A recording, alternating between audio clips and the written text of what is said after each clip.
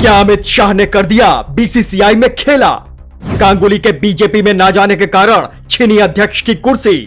BCCI की meeting में दादा क्यों हुए लाल? क्या राजनीति ने कर दिया खेलों का बुरा हाल? भाजपा टीएमसी में खींची तलवार, टीएमसी बोली बीजेपी में नहीं जाने का मिला उपहार। सौरव गांगुली भारतीय क्रिकेट के वो सर्वश्रेष्ठ खिलाड़ी हैं जिसने अपनी दादागिरी से विश्व क्रिकेट में अपनी धाक जमाई है। वो एक ऐसा नाम है जिसे हर क्रिकेट प्रेमी जानता है, चाहे वो भारत का हो या किसी दूसरे देश का।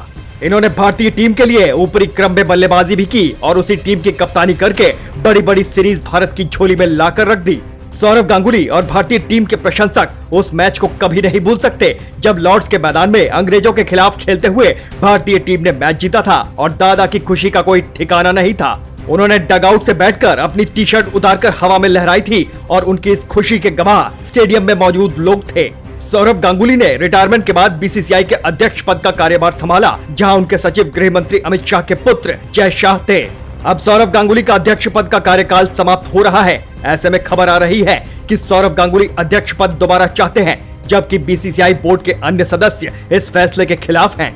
मंगलवार को मुंबई में बीसीसीआई हेडक्वार्टर में हुई मीटिंग में सौरव गांगुली समेत बोर्ड के सभी सदस्य शामिल हुए, जिसमें अध्यक्ष पद पर चर्चा की जानी थी। खबरों के मुताबिक मीटिंग में मौजूद एन श्रीवास्तव के द्वारा ये मंशा जाहिर की गई थी कि सौरव गांगुली को अध्यक्ष के तौर पर एक और कार्यकाल न मिले। इस बात से सौरव गांगुली नाराज हो गए और बीच मीटिंग से उठकर चले गए। अभी तक ये परंपरा रही है कि वर्तमान अध्यक्ष अपने रिटायरमेंट के दौरान भावी अध्यक्ष के नाम का प्रस्ताव देता है, जबकि सौरव गांगुली ने ऐसा करने से बिल्कुल मना कर दिया। मीटिंग में जय शाह ने एक प्रस्ताव रखा जिसमें सौरव गांगुली को आईपीएल कमिश्नर बनाने का सुझाव दिया गया। हालांकि सौरव गांगुली ने इसे अपना डिमोशन मानकर स्वीकार करने से मना कर दिया। उन्होंने कहा, मैं बीसीसीआई का अध्यक्ष रहने के बाद उसकी किसी उप समिति का चेयरमैन नहीं बन सकता।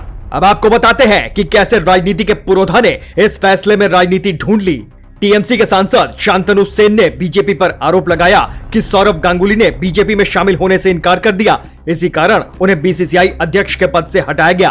मई 2022 में बंगाल विधानसभा चुनाव के दौरान कोलकाता पहुंचे गृह मंत्री अमित शाह सौरव गांगुली के घर डिनर पर गए थे।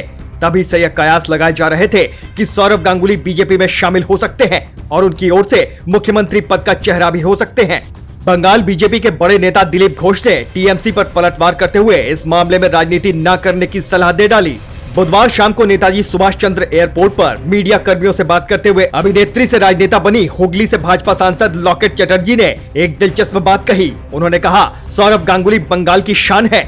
हो सकता है कि उन्हें आने वाले समय में बीसीसीआई अध्यक्ष से भी बड़े पद से नवाजा जाए। इसके लिए उन्हें पहले से ही शुभकामनाएं देती हूँ।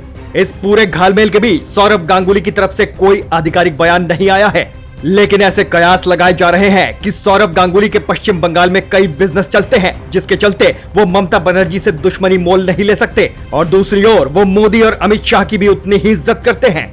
अब देखने वाली महत्वपूर्ण बात यह है कि सौरव गांगुली अपने पद से हटकर बीसीसीआई के खिलाफ बगावत का झंडा बुलंद करेंगे या बीसीसीआई उनकी जिद के सामने झुक जाएगा। हालांकि एक तबका ये भी मानता है कि बीसीसीआई से इस तरह हटाए जाने के बाद सौरव गांगुली राजनीति में भी अपने हाथ आजमा सकते हैं।